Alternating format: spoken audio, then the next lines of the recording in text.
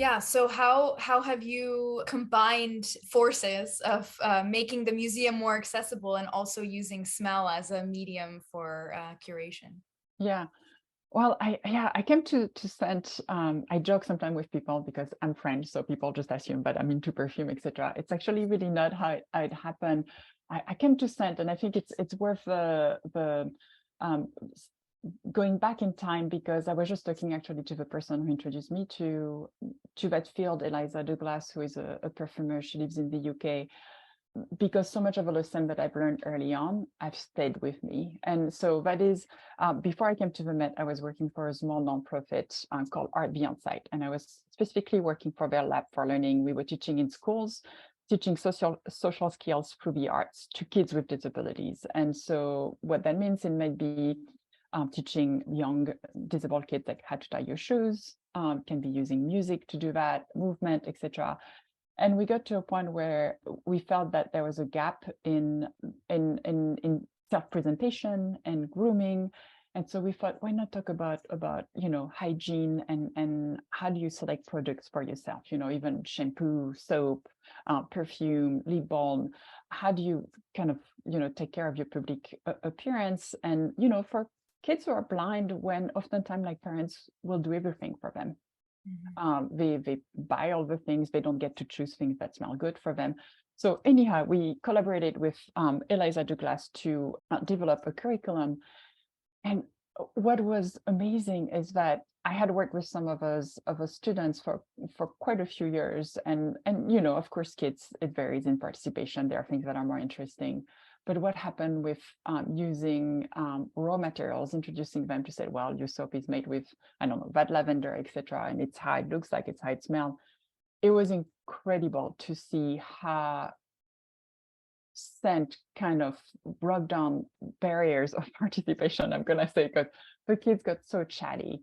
Of course, we know that your sense of smell is connected to your limbic system, emotion, memories, but it was kind of really beautiful to see students so freely share their insight into a scent and like memories that would come back and just really be engaged with the medium. And soon after that work, I came to the Met, and because we use multisensory approaches to learning in the museum setting, and especially with visitors with disabilities, I kind of was thinking a lot about the role of scent.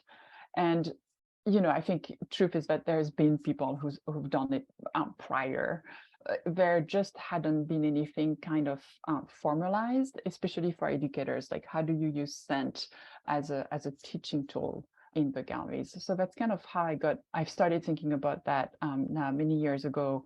And the same way we use sensory engagement with visitors with disabilities, it's really thinking of how, and I think you were saying that, Sophia, it's how can you be relevant to your audience, relevant to the object. Yeah, so from there, it was really thinking, I of course uncovered also the olfactory narrative around objects, right? It's true that olfaction can be inherent to an object. An obvious example can be an incense burner. There was obviously, it's not kind of enshrined on a pedestal in a museum. You can be looking at it, and yes, there are definitely visual aesthetics. But true, we have this beautiful example at the Met of a giant Islamic burner in the shape of a lion. It was usually put in a home of someone of a higher status to scent the guest as they were entering. And what's beautiful is that you have this open metal work, like was all floral design, etc. So you imagine like the smoke that would actually escape from that. And so when someone comes to the museum, you're missing all of that. I mean, you're missing also the scent and what that object was supposed to be doing.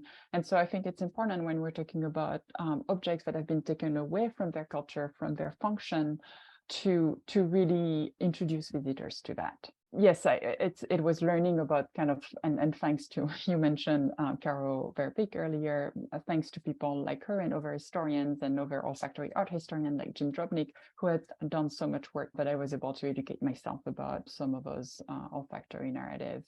So yeah, but then I think also there is also thinking of a scent as a way to introduce materials. For if with a lot of things cannot be touched in museum, but we're talking about objects that might be made of different type of wood, and sometimes it gets a little bit. We just think of it, oh, it's wood, but things there are some that are made out of sandalwood, and when someone smells sandalwood, it has such a an amazing warm creamy smell. And there are things that are made of cedar. It's just a way to introduce aspect of a work of art that are, if not, kind of intangible to visitors because things cannot be touched, or because those stories are not visible to the visitor in the scholarship. Yeah. And can you give an example of some like a project you've done or something that you've reanimated maybe with smell in the museum? Yeah. So yeah, I mean, we have several. So we haven't, as from my perspective, I've never quite been had those installations that you can see in some museum where, like the Rubin Museum, for example, in New York City, had a work with Christophe Ledomiel on their mandala lab, where you have actually like a beautiful delivery method to experience different scent that the perfumer created with the artist. Oftentimes I worked as an educator. I use simple scent strip blotters. So then we created experiences in the galleries, both for visitors who are blind or partially sighted, or people with dementia, for example. One example that I can give is actually at the very beginning of doing that experimentation with smell. We had a festival that's called Museum Mile. So the Metropolitan Museum of Art is on Fifth Avenue, and there are quite a few other major museums that are within a mile distance. There's the Guggenheim, MoMA, and others, and Jewish Museum that are there. And so all those museums come together in June and have this festival where the museums are open for free to the public.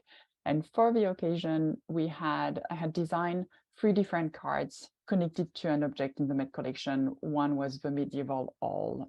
So you've been to the Met, and I don't know if you can picture the space, but it's pretty much the recreation of a cathedral, if you will, from Europe. And so I had put the smell of frankincense for this one, just thinking of incense that was burned in churches.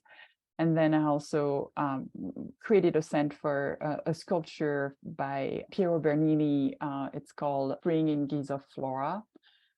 And so I had kind of looked at the statue. It's a white marble statue that's kind of echoing its autumn version of it, and it has a flower garland on its head and carries a basket of flowers. So I was kind of thinking of, like, in Italy at that time, what type of flowers did you find, and try to create a scent around that.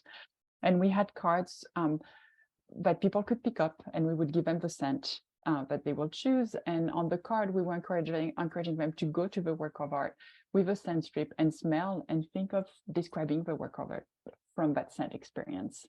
Because I think that's one of the powerful thing with scent, is that it slows you down when you're engaging with a work of art. Which I was just talking to a colleague who was kind of studying the movement of visitors in museum. Like, people don't spend more than like 20 seconds in front of a work of art. It's known by museum professional. Like, how do we change that, right? Because it takes time to explore a work of art, and scent kind of does that. It slows you down because you have to use a sense that you're not used to using, and it also demands a lot of focus. So yeah, we ask people to do that. And what is neat with that event is that we were really touching on an intergenerational audience. So I remember one of the response by a little girl. She had drew a bubble bath. That was her description of, like, looking at the work of art and smelling the scent. A bubble bath. Yeah. Like a bath. She had a bathtub with, like, some bubbles spilling out. So that's what also is interesting, is like you can use scent actually as a creative prompt, right? People might write, but maybe you want to draw, maybe sort of scents evoke different mark making for people. So yeah, that's an example of how one event that we did.